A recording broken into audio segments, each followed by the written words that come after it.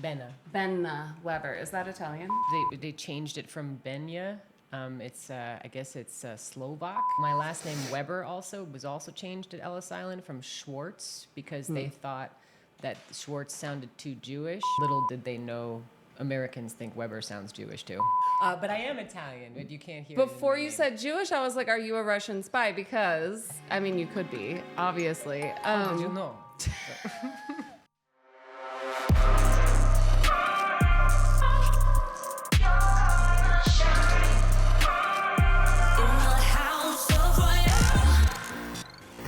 Are you sure? Do you want to talk about this? No.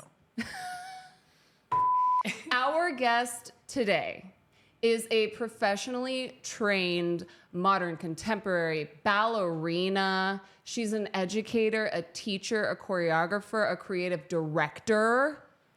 Well, I don't know if she's a Russian spy. Unclear on that, but we'll get to the bottom of that. For now, I would love for everyone to give it up for the amazingly gorgeous Ananda Bena-Weber. Thank you for having me. Yes, thank you for being here. Because I know that you're busy. She's booked and busy, okay?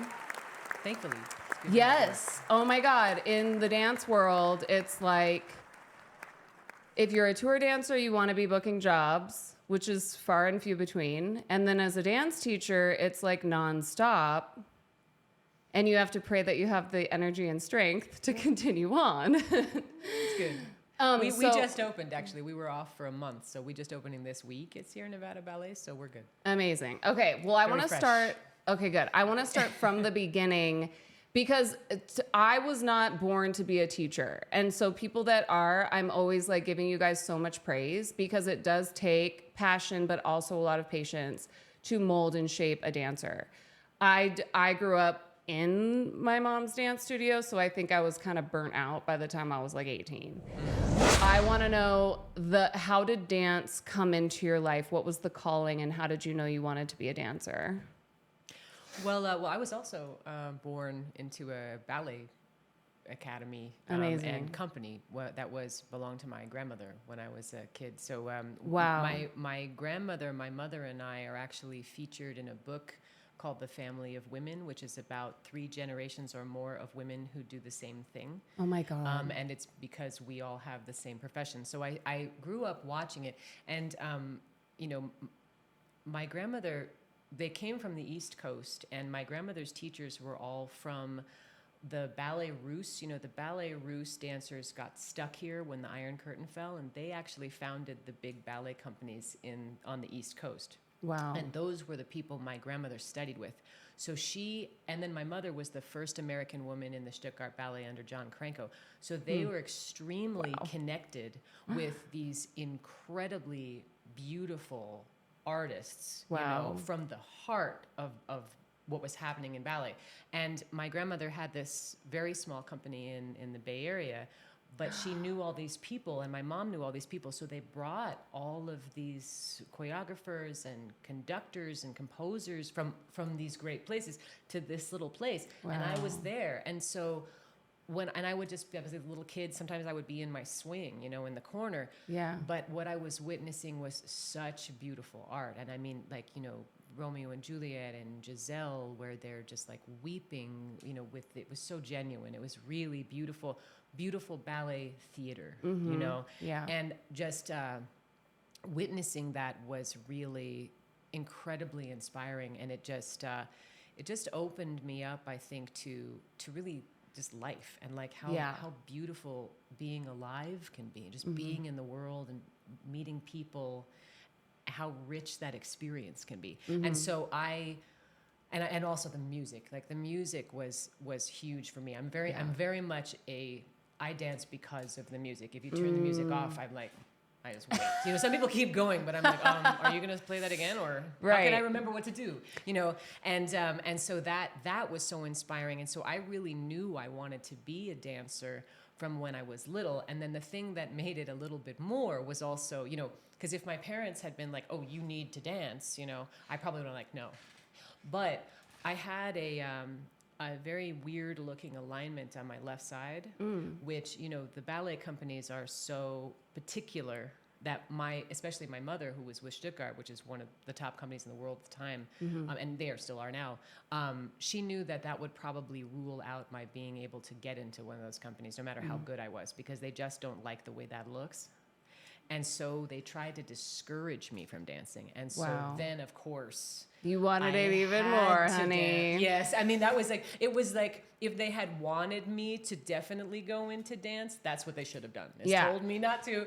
You're not going to make it. You're not. Because I'm like, yes, I am.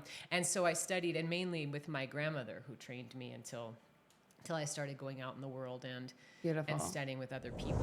A few questions for people who literally have no idea about ballet, because there's so much. I mean, it's like, where do you begin? For me, a question would be, in class, did you guys ever have a live piano player? No, not when I was growing up, because that's very expensive. Yeah. It's worth it. But but no, so what they had was records. Okay. Where you'd put the... Yes, but a it record was all player. recordings of, mostly from, you know, David Howard, from a lot of the pianists that my grandmother actually knew from New York, and some of whom I actually know now. They made these great albums, and it was possible to use them for class. And the thing is, if you're teaching in a conservatory, that structure, you give the students the same exercises for a while anyway, so that before you change them, so that they can hone certain things. It's only when they're more advanced that you start to change the exercises all the time. So it actually makes sense to have a recording, because they can learn it by heart and they can repeat the things over and over. Yes. So she liked to. It wasn't a hardship. But then when I started taking professional class and there was a live pianist, that was incredible. And we're lucky at Sierra Nevada Ballet, we have a piano in the room, and we are next door to Steinway. So sometimes some pianists come and play. And my God. You know, that is a wonderful, it's just such a game changer. It truly is. The whole room just changes when they are playing. And a few tidbits for y'all. It may seem like it's boring to do the same thing over and over and over again, but the thing that hooks a dancer with ballet is wanting to execute. It's like you want to do it perfectly. And it's so hard to have perfect turnout.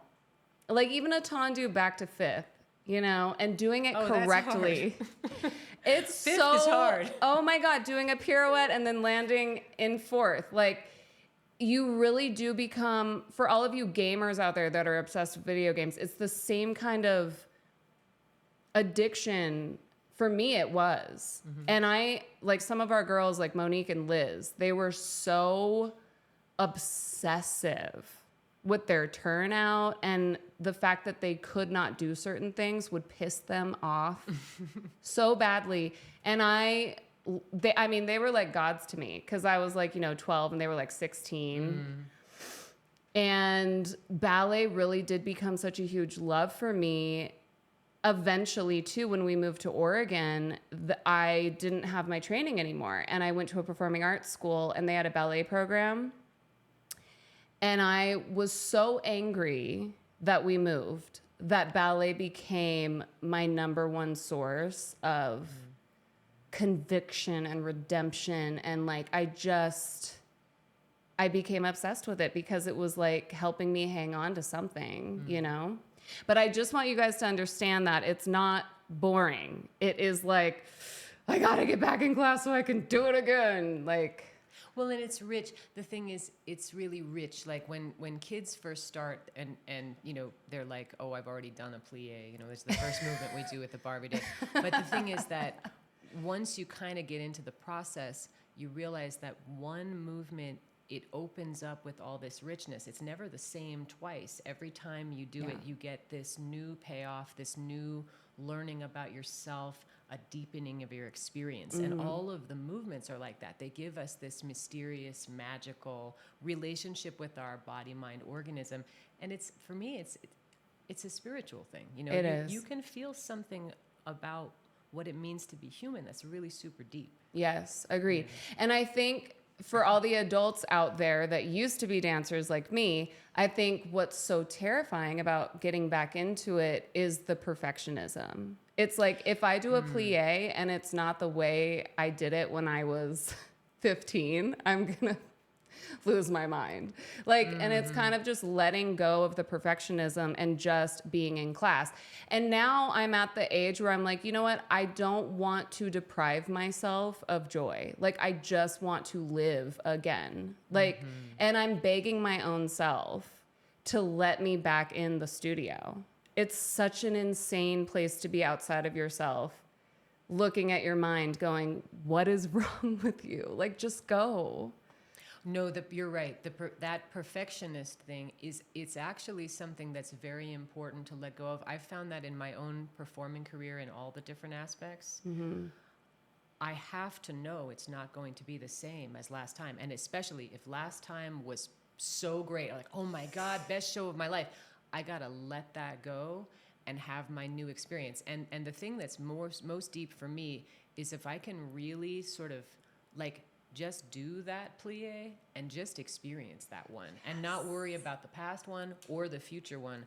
Just feel this one. And that's when I get the big payoff. And that's when I also, that critical mind that tortures you, it's just not as important. Whether it can play like the radio or not, but my experience is so much more beautiful and so much larger than that little thing. Yes. But it can be terrible. A lot of dancers don't enjoy dancing because they get so into that critic that they just can't function anymore. Right. You know? And I've seen it a million times, and including with myself. But also, like, I interviewed Eric the other day, a shout out to Eric Ventura, and he was saying, if anything, just think about movement as a tool to move the trauma out of your body, you know, because, and also we're talking about music. I mean, music is frequency, it's science. It's literally changing the molecules in your body and allowing, like you said, your soul, your spirit to be in a different dimension, which I actually said that to Keely. I was like, dancers are a different breed. And she's like, people always say that, but I don't know why. And I'm like, I will tell you, because when we are moving and breathing together, we are in another dimension. Like we are sailing away from planet Earth and gravity and moving into a different frequency. Well, yeah, I mean, there's a lot of, I see what you're saying. You know, there's a lot of ways of looking at it. To me, it deepens my experience of being here. It opens up how much more there is. Because especially, I mean, we got the phones, we've got all the stress. I got to do this, I got to do this. I got to remember to post on my social media, all that stuff. I find myself in this tiny experience, like especially this, I'm like, basically, I'm just this frontal lobe and that's it. I'm totally disembodied. Yeah. And then I come back into dancing and I realize how much more there is to my life. Yes. And I do think like, and I know so many dancers, people think, whoa, we're just hippies. And I am from San Francisco, so.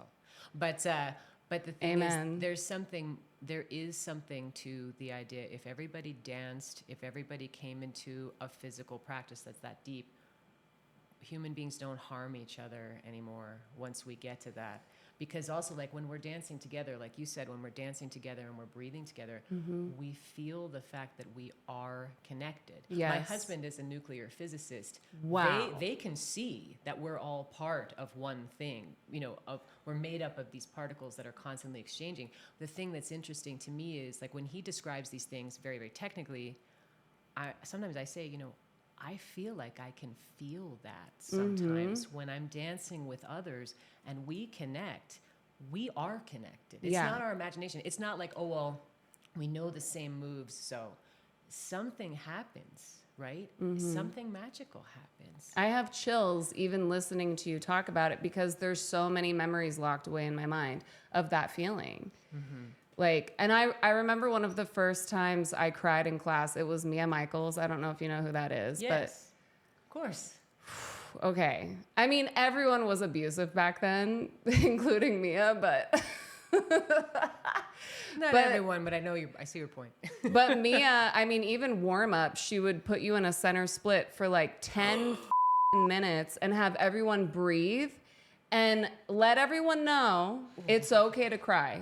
It's okay to cry. And I hope so. All of us would be. And then we would get up and start dancing. And it was like she changed the entire, she reprogrammed our minds in 10 minutes to become a pack of wolves. Like it was like we just completely connected our hearts. It was like Avatar or whatever, like with the tail. And I'm just like, this woman is like what is it called? A mentalist. Oh. You know, like getting the dancers hypnotized to dance together and breathe together. And then when you see the groups do the movement, you know, group 1, group 2, group 3, and I'm just like crying. I'm like, I can't believe I'm witnessing this. And it's so hard to explain to the world. Like it's like science. It's difficult to explain. You need like proof. Well, that's the thing. In science, you can have proof, and we really can't. We can't have it in the same But now way. we can. Now we can. Like, shout out to Lindsay Parker, who was a part of Teen Dance Company, which was one of the companies in the Bay Area that I danced with after Dance Attack. And Lindsay went to university to study movement and how it's connected to frequency and energy. And I mean, I'm sorry, Lindsay, you're going to have to give us an explanation down below of what you do. But she has like multiple theses on movement and what it does to the body, you know, like the science behind it. So I think we are starting to collect data. Oh, yeah. And there's certain things that are compelling that I think are, you know, when data can give you a little taste of what you might be feeling. For example, that magical feeling that we get in a theater, apparently our heartbeats synchronize. Wow. And I'm like, yes, because it feels, you know, I have my own way of describing the feeling, like when I'm part of an audience or when I am on stage and the audience is there, and I feel that we become sort of this magical kind of sea of humanity. Like and in ballet, you know, we say esprit de corps, the spirit of the body, that feeling that you have together with the other people who are in the court of ballet, the people where we all match, and we start to actually feel this synchronicity. Yes. And then you get a little tidbit from scientists like that, and it has that magical quality, and that tells me, it's like, oh yeah, that's right. That is maybe a scientific answer to what I'm feeling. You know? But I don't know, on a certain level, I think we have to, and I don't think we do it enough in our society, we have to also just respect our feelings and our inner sensation, and just know that that's another, as you say, another dimension. It's another aspect of reality. And if you cut me open to look for it, I think that you're not going to find it. You know, the only way is to practice in oneself. And after a certain time, verify yourself. But again, it's personal. You can't prove it to somebody else. They have to find it again inside. Yes. You know? I mean, I'm doing shadowwork.com, and it's heavy. And I mean, we're not going to talk about it in this interview, but I'll like reveal some story time stuff to you on another day. All right. But it's like it's like telling yourself, listen, your gifts are not the enemy. You know what I mean? Like that's what I'm going through right now. It's like your gifts will actually help you get back to all of the things that you're talking about. But there's so much like within my own self, like the personal work that I'm doing right now is like combating the darkness, you know, of the past. Moving on. For anyone dealing with that, just know that dance will make you happy, period. Well, or it can be a place, because it doesn't always make you happy right away. Sometimes, you know, I mean, you put your hand on the bar and you tune in, and like you said, the darkness, the crap, whatever comes up. But the thing is, it allows me that vehicle to keep observing my body, to keep observing my breath, to work with me, and to have it move through me and out, so that I can have that joy come in, you know. But sometimes, I mean, sometimes I think we are grappling with our healing, and it's not always, it can be very painful for a little while before it gets better. Yes, absolutely. Okay, 2 questions. A favorite memory from any show that you've done, and then I want to get into Sierra Nevada Ballet. Okay. Oh, I've got so many great and powerful memories. And I know because I looked at her Instagram, and there's just like penché. Oh, right leg above her head, right leg, right leg, right. Is it always my right leg? Yeah. No, you have one with her left. You have one with your left, and I was like, holy shit. Your left leg was all the way up here too, and I was just like, I don't know if I can do this. Oh my God, the overwhelm. Wow. It's so beautiful. You're such a beautiful dancer. Anyway, go ahead. Sorry to interrupt. No, it's I guess especially since we're going to talk about Sierra Nevada Ballet, the director Rosine Bena, who is my mom as well, she who did teach you as well. Wow. Briefly at Dance Attack when we were both hired at the same time. My God. Ages ago, by your mom. She hired my mom, and then she needed somebody else. My mom was like my daughter, and so it was really a fam situation there for a moment. But she choreographed a Romeo and Juliet, and she wanted to do it from the point of view of Lady Capulet, Juliet's mother. Because she's like very much identifying with how painful that situation is, and Lady Capulet only has like 2 lines. When her daughter has perished and she's totally ignored, And is that me? I'm actually being interviewed. I'm on camera. This call is being recorded. So and right when we're talking about Romeo and Juliet, of all moments, I love it.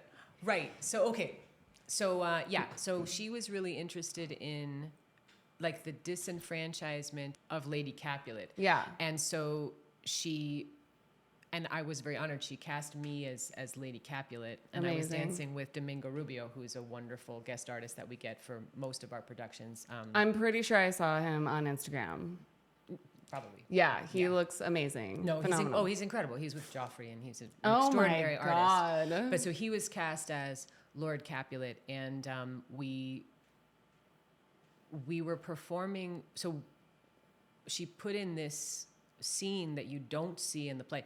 Is like Romeo and Juliet already breaks my heart to the point where I can barely handle it, but this makes it even more painful. Oh God. Because you see, she did this scene where Lady Capulet is being ripped from, she's with her daughter's body. Oh God. And then she's taken away from the body, and she can't. I'm gonna cry right now. Rosine. Yeah. But it's very powerful, yeah, beautiful. But the thing that was really very touching is we did an in-studio performance of this for an invited group to see rehearsal. Mm-hmm.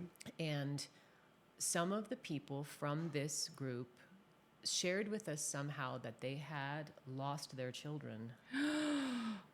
And they knew, we're like, do you know what you're about to watch? And they said that they did, Wow.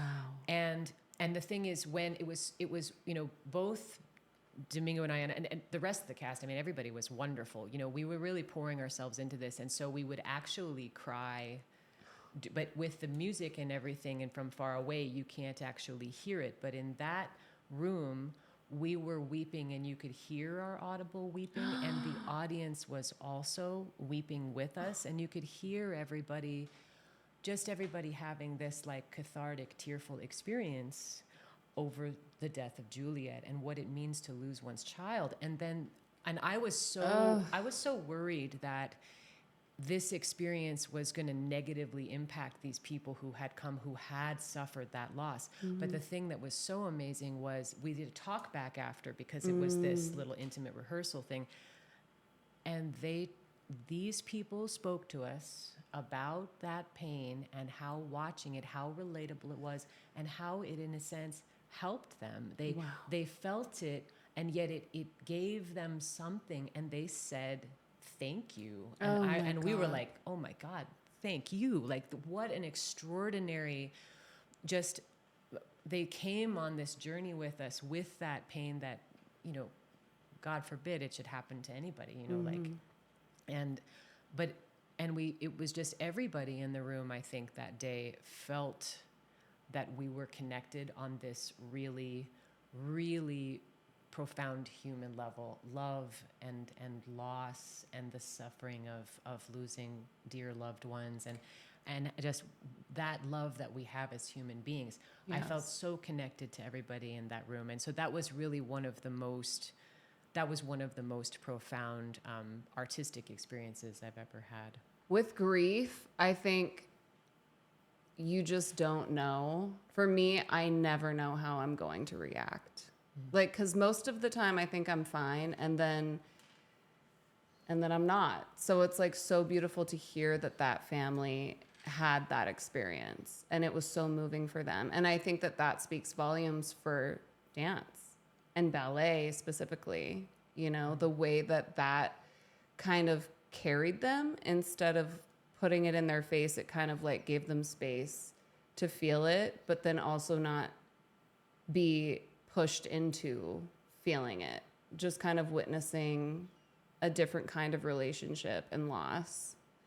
I don't know. I mean, that's so powerful. And like, because losing my mom, you know, I just, when I hear stories of other people that have gone through a similar loss, I'm always so curious to know how they cope and deal with it, you know, because grief is just, it's not linear. Like you just never, ever know. So I'm so happy that was the experience, and that all of you guys got to feel the love through that, which is incredible.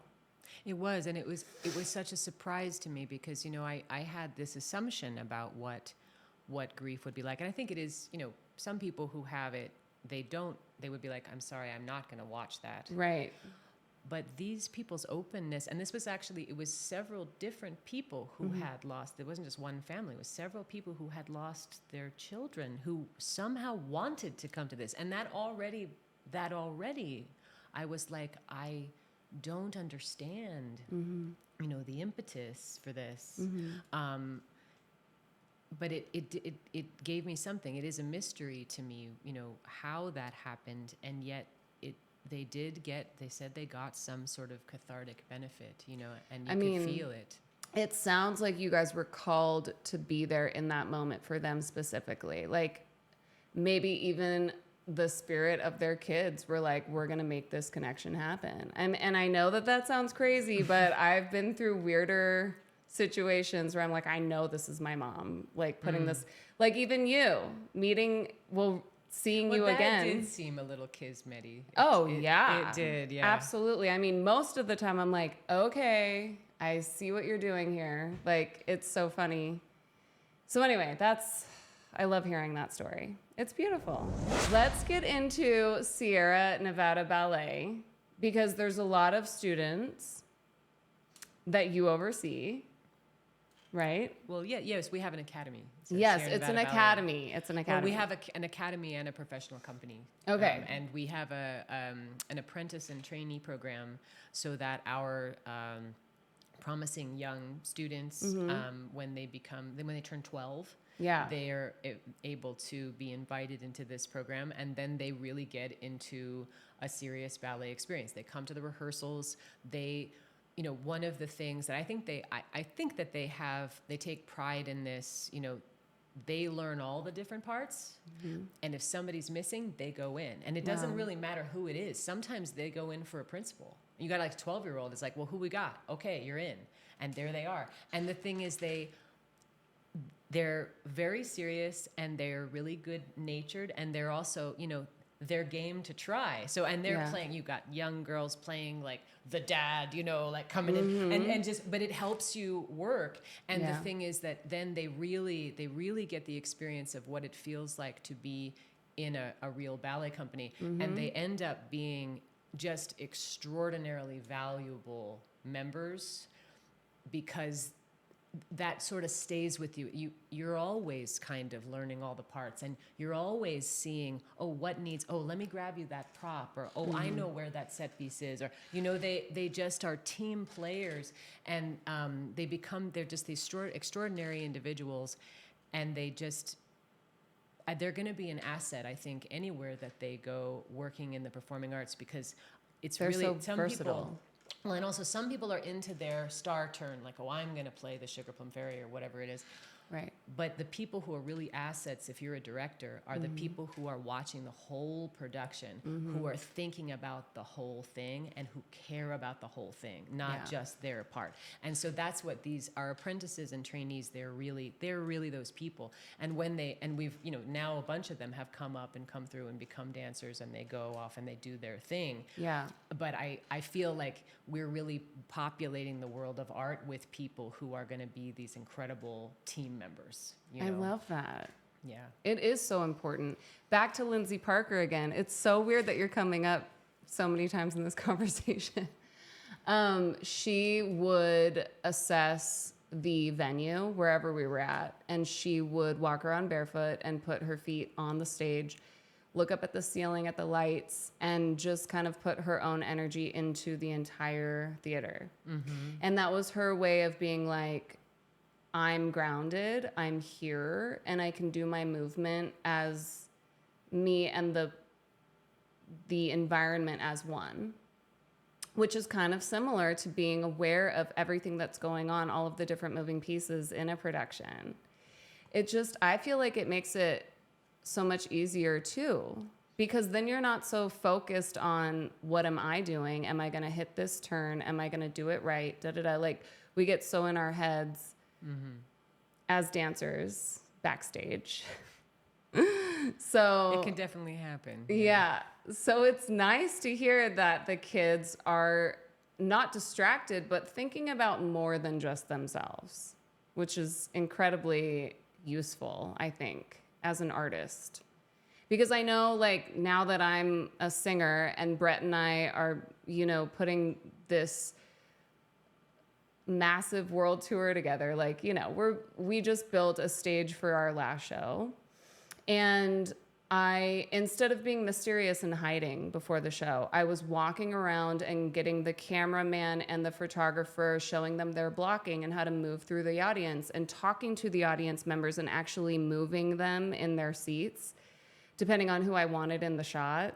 Oh, wow. And letting everyone know, like, you guys, this is SNL, this is live, you're going to be on camera and you're a part of this with us, and really getting everyone, like, in the groove of, like, we're in this together. Cool. Yeah, and it made me feel way less stressed out about me singing everything perfectly, because it was like everyone was so excited about playing their role in our show. So it made it more fun. Oh, for sure. The connecting with each other and the connecting with the space. I actually, when I can, like, when I'm working in SNB and I'm the associate artistic director and I am doing, like, okay, how's the lighting person doing, and have we mopped the stage, and how's the Marley? I don't get to take some time, but when I also travel with some solo work, and sometimes people just hire me to perform different things, dance and theater. I do feel that coming into the space, putting your hands on the stage and just giving it a hi and a thank you.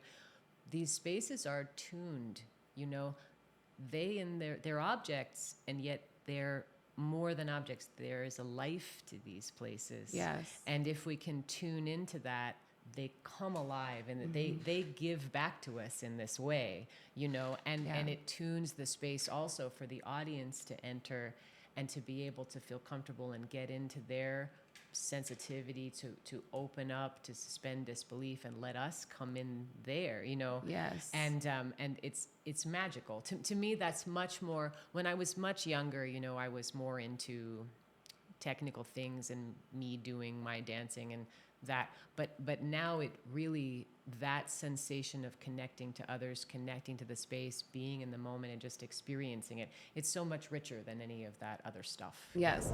But also, it's like you have honed your craft and you're probably so good at this point that you can kind of let go and just perform. Well, I don't know if that's really true, especially technically. I mean, and ballet, classical ballet, it can get increasingly painful. I had a difficult anatomy when I was younger, and so it was painful. And then there are certain things, loose ligaments, stuff that happens to you. Yes. Where if I have to do those things, sometimes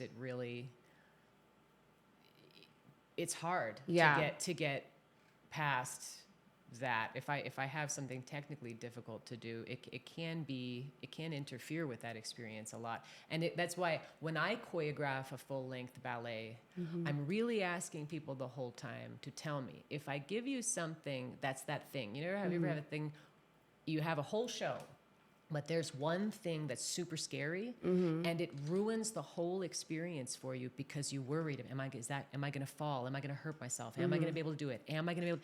And it just ruins their experience. And so I ask dancers, I'm like, that's not what I'm about. If you have something that's bothering you, that's scary or too hard or something that is taking you out of the rest of your role, just tell me and we'll change it. Yes. Because I want it to feel good. I feel like when dancers are coming on the stage, they feel good in the movement, they feel good moving to music. We're really going to get what they're giving artistically. Yes. We're going to have a better experience as an audience rather than somebody coming out worried. Right. You can feel that. And also, I'm so grateful that you're bringing up injury, because since Friday, which was our show, I've been like taped up and unable to like move my neck and my shoulder. And I was listening to a podcast the other day. She's 24. She was a gymnast her whole life.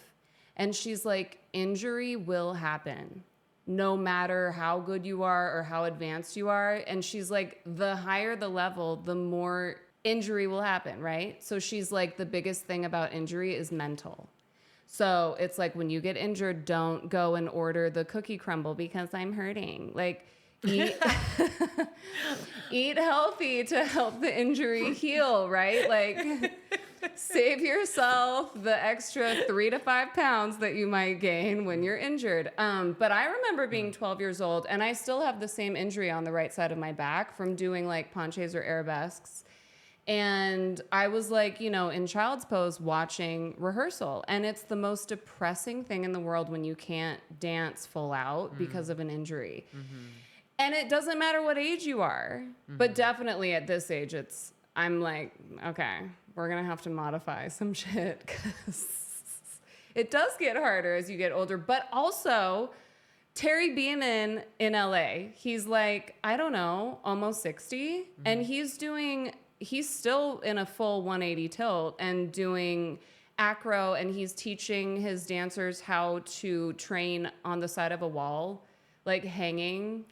Wow. Like suspension, to teach them alignment. He's like coming up with a brand new way of teaching dancers how to be in correct alignment. It's so crazy at his age. And I'm just like, but isn't a lot of it mental? Oh yeah, well, and alignment. The thing is that like that's one of the things that's very important to us at Sierra Nevada Ballet Academy. You know, Rosine and I and Rosine's mother, we all have this lineage of training that's really about alignment, relaxation. You know, that makes for healthy dancers, but also it makes for a healthier life. And some people get this through yoga, some people get it through martial arts, but when you're really aligning the spine and you go through life with an aligned spine, you're healthier, and that's when that unlocks that key. You can be athletic into your 90s. Yes. Like you really can, you know, but it becomes really about that proper alignment. If we're pushing things, if we're exploiting our joints, if we're doing bone flexibility, if we're trying to do that back bend where we're bending in the middle of the back, then, you know, if you do that from when you're a teenager, in your mid-20s, you start to feel like you can't do some of those things anymore. But if you're really careful about that proper stuff, that's when you can feel young up into when we're quite old. We can still experience that. So that's another thing that's, I think, miraculous about proper alignment ballet, but also a lot of these beautiful forms, you know, like yoga and martial arts and stuff like that. It can give us the key to our longevity and our joy and our youthfulness up into however long we live, really. Right. So ladies, the new anti-aging serum is Sierra Nevada Ballet. Go to their website. Take class, and it will keep you young forever. What That's true, actually. About the academy, when did it start? when did you guys? When did the academy start? That's probably a Rosine question. A long time ago? Well, the company is 24 years this year. But the training that we were doing in the area, much of it was at Western Nevada Performing Arts Center, right? WinPAC. Yes, they're in Carson City. They're run by Gina Caskey Davis, who is an incredibly talented woman. She produces a lot of very talented students, many of whom have performed with and still perform with SNB. And so she hired Rosine, which is how she ended up moving here. And she fell in love with my stepdad, Steve, and then she moved here and worked there. So yeah, it was a beautiful romantic story. She's really here because of love, you know. But so she taught there for a long time, and that at a couple other schools in the Reno area before building up her own.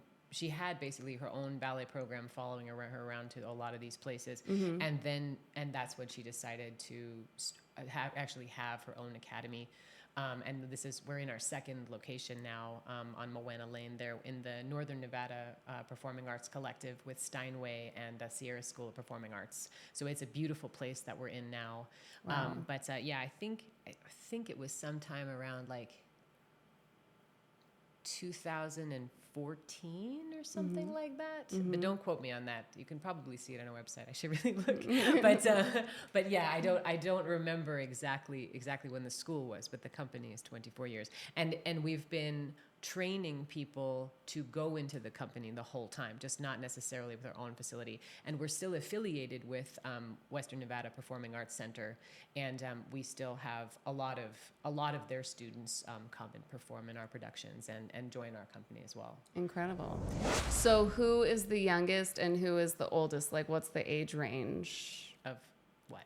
At Sierra Nevada Ballet? Oh, like what ages can we study? Oh, you can study all ages, really. I mean, you can start, as long as you're potty trained, you can start the kid that's 3. You know? Oh, wow. But they do creating tiny dancers, and they dance. It's much more imagination. It's rhythms, you know, it's coordination, and it's also, they get to listen to great orchestral music, you know, like big music when they're dancing, so that they can just be huge. Yes. And then when you get into technique, starting in Ballet 1, then you have the prescribed ballet class piano music that you do the prescribed exercises to. Wow. But so they get to have all the fun, and then we start getting into some discipline. And we also have an adult program. We have adult beginning and adult intermediate classes, and then adults who are more serious are also free to come in, and I mean, they have to pay. So not free, yes. But they can come in and take any of our academy classes too. So we have some people who become more advanced in the adult program, they start taking some of our academy classes too. And then we have stretch and strengthening, which is this evening, and that one is like a physical therapy supplemental class and it's very much individual. We look at people's alignment issues. Do you have an injury? Do you have weaknesses here and there? And we do all kinds of physical therapy exercises. And we also do, Horton, which is a modern dance technique, as I'm sure you know. And then also Luigi jazz technique, his floor bar mainly. Cool. So you get a little bit of dancing, but it's the dance as exercise, like Horton to get our lats, to get our quads, the glutes, the things that ballet doesn't necessarily get, and then Luigi abs and hip socket openers. But it's nice because now you're moving to music a little bit. But usually that's like the last 20 minutes of the class. The first part of the class is you go to stations, and we're really looking at people's individual alignments. So if any dancers are recovering from injury, or if somebody off the street comes in, I've got this back problems, we can start taking a look at that and do some exercises that can help remedy that. That's the class that I'm going to be taking. Okay. You should take a little ballet too. I know, I'm going to. I will. Okay, so really quickly, I want to show everyone the difference between a ballet shoe and a point shoe. Okay, so children, a little lesson in ballet. I asked my boyfriend Brett this morning if he knew the difference between a ballet shoe and a point shoe. So they are not the same. And also, what is the appropriate age for a dancer to start training in a point shoe? Well, I mean, I've put people on point as early as 8 years old, but these were practitioners. I mean, you look at these kids and they're buff like a gymnast. But most of the time it's like around 10. The thing is, you really can't just go by that. Like some places, the students get to a certain level or they get to a certain age and they just give them their point shoes. But that's not what we do. For us, when you get to ballet level 3, you can join the point class, but you join with your soft shoes on. And you have to learn how to do all the exercises with your soft shoes on and strengthen and strengthen and strengthen. And then once you get strong enough, and this is on an individual basis, once that person is strong enough, once they can keep the ankle in a safe position, because you can't let the weight go down to your pinkies at all, because you can break your ankle. Like, it gets very serious. Yes. Once you're strong enough, though, then you can get your hard shoes, and then they start again from the bottom. They start the progression with these shoes on. And like sometimes, let's say the student starts and you see how they're doing with the point shoes on. Maybe they'll do two of the combinations with the point shoes on, and then they have to take them off. And they do the rest of the class with the soft shoes on. And then gradually, as they get stronger, they can keep their point shoes on for longer and longer. But they have to be also only in that designated point exercises class. Then once they get to a certain level of strength, then they can start doing things like putting their point shoes on in their ballet class in the center.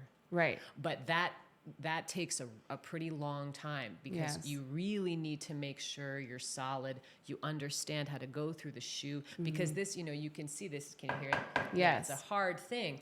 But you have to bend this. You have to learn how to articulate and bend this as though it was as soft as this, right? And especially the trick is you have to be able to bend the shoe. It bends naturally, where this is like made, I think it's canvas dipped in glue that makes this shell, but there's a point where it goes away, and this is the soft fabric. And that's where, if you have weak feet, the shoe will bend there, but you have to stay up, keep it from bending there, and you have to make it bend where it doesn't want to bend. Right. And when we walk across the stage, we walk up there in what we call the high pleats of the shoes. Yes. And you guys, just in case you didn't know, there is a shank inside of the point shoe.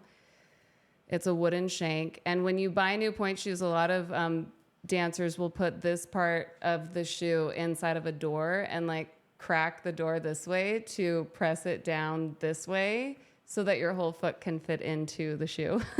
Well, yeah, I mean, I or think just you to soften should it. be able to. Yeah, some people, that was, and especially like when I was young too, people we wanted to look like we had this little narrow foot, and so you would buy shoes that were so narrow you couldn't get your foot in there.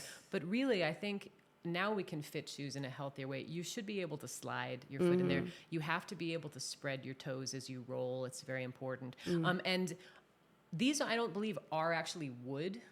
The ones that are wooden are like the old school Russian point shoe, and the wood one doesn't bend. So for them, they have to actually break it, and they pull this whole back of the shoe out. Yeah. And so this part is extremely soft, and that part is super hard.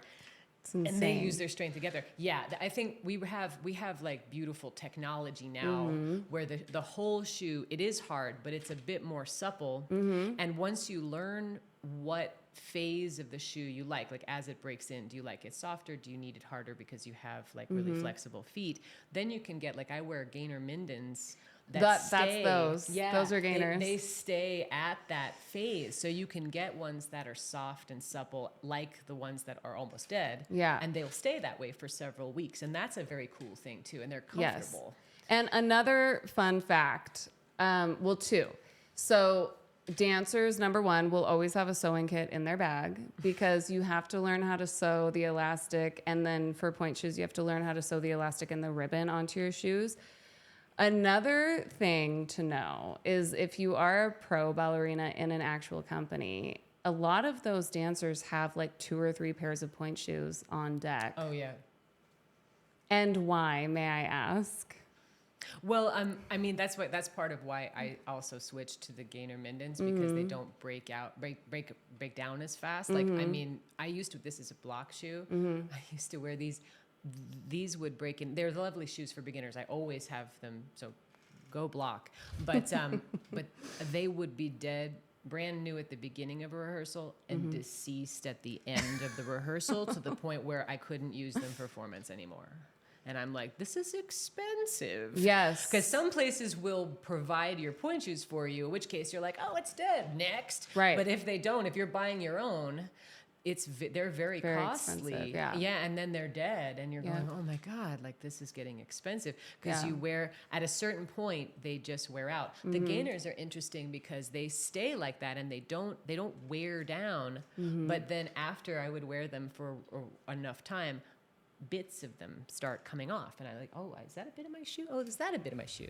Oh, is that? And once I have like a little handful of pieces, I'm like, I think it's time for a new pair. Yeah. But usually, I'll have, even with those, I'll have 2 or 3 if I'm doing a ballet on point. Because if you can keep changing them, then they last longer. Especially if, I think part of it is, especially with this kind of shoe that breaks down, if you perspire to the point where it's really wet, that's when I would find once it gets that certain point of wet, then it just starts to go downhill.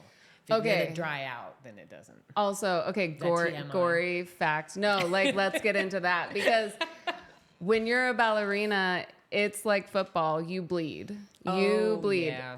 Your feet. I think a lot of you guys know this because we've seen photos on the internet. Like, America has seen photos of ballerinas' feet, and there's like that whole...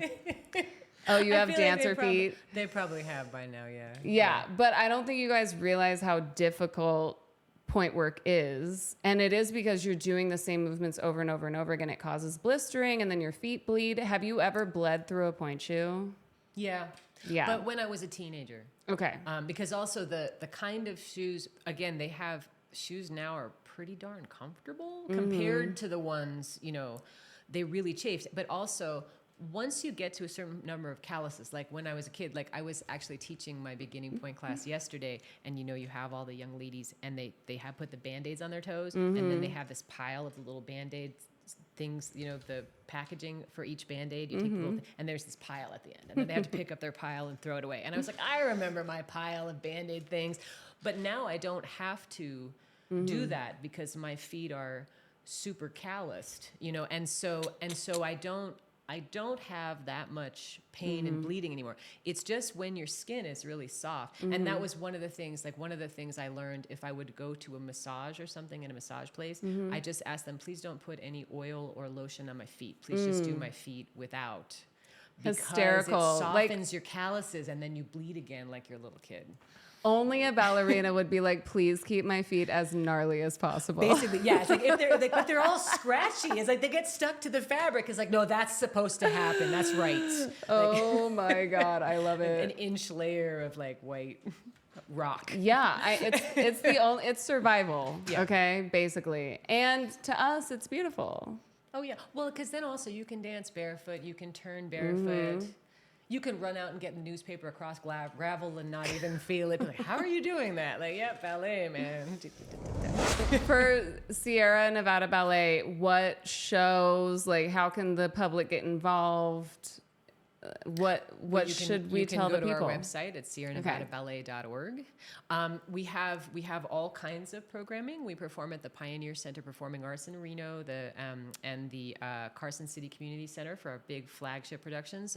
Our flagship this summer was actually my ballet, 12th Night, based on Shakespeare's play, 12th Night. And it was 12th Night, a ballet noir. So it's based on, I did a score with music from different classic films, like On the Waterfront, The Third Man, Double Indemnity, the different film noir. And so it was taking place in the 40s, very cool, a little bit jazzy. Yeah. And so those are our big productions are in those big venues. We also do, we have one of our most popular pieces is Peanut Cracker, The Story in a Nutshell, which was also featured on public television. Cool. And written up in the Huffington Post. Ooh, so out. That one is, it's a 45-minute narrated version of the Nutcracker for children. And we bus in school kids from all over, but you can also get tickets to come and see it. And that's very popular. It's really very sweet, very charming. And it's a wonderful first ballet for young people. They won't get bored and they won't fall asleep. They'll watch the whole thing and they'll love it.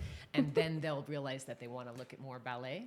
And for Halloween, we do Dracula, which is it's my ballet also. It's that one is it's a tango inspired Dracula. So it's the music of Astor Piazzolla. And MORTEZ is coming to the Halloween show. Yeah. Of course. And usually we do a costume ball with that as well, which I know that's definitely, you're going to rock and there's a costume contest, which I'm sure you'll win. Oh my God. We just had a costume contest. Shout out to all the contestants that showed up. It was so fun. The winner was Mary Lou. She was dressed as a Sanderson sister. It was so fun. So that I will be there for sure. Okay. To end the episode, are you a fan of Christina Ricci? Yes. Okay. Christina, she's in the new TV show Wednesday on Netflix with Tim Burton. She has a new tarot deck, and it's called Cat Full of Spiders. So at the end of every episode, we just pull a card from her deck because Cat Full of Spiders is a huge supporter of the podcast. Okay, cool. So, and she commented on the last one, so hopefully she'll come take a ballet class from you. Wow, well, absolutely. I'd be honored. I'm a huge fan. Yeah, I remember her. She's great. Jenna Ortega plays Wednesday now, but they're in a bunch of scenes together. Nice. I got to see that. You have to watch it. It's so good. My husband is a huge fan. I don't have a lot of time to watch anything, but you guys, we have to get Ananda back into pop culture world. Or not. Or into it for the first time. Oh, yeah. Okay, she never entered that world, you guys. Okay, if you pick a card that a previous guest has chosen, just throw it on the ground. Okay. You'll let me know, because I don't I'll let you know. Okay. Okay, she's going to choose a card. Here we go. Do I let her?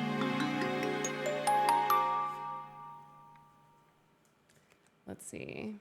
Nope, throw it on the ground. Oh, it's too bad. That one looked cool. Okay, pick another one. Which one is this?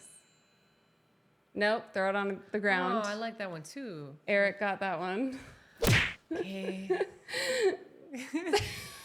What's going on here? You can see I'm not looking. Like, I don't know. Ooh. Oh, Justice. Okay. Amazing. Incredible. Justice. That's cool. Okay, so this is Justice. Okay, so I'll read it for you. Okay.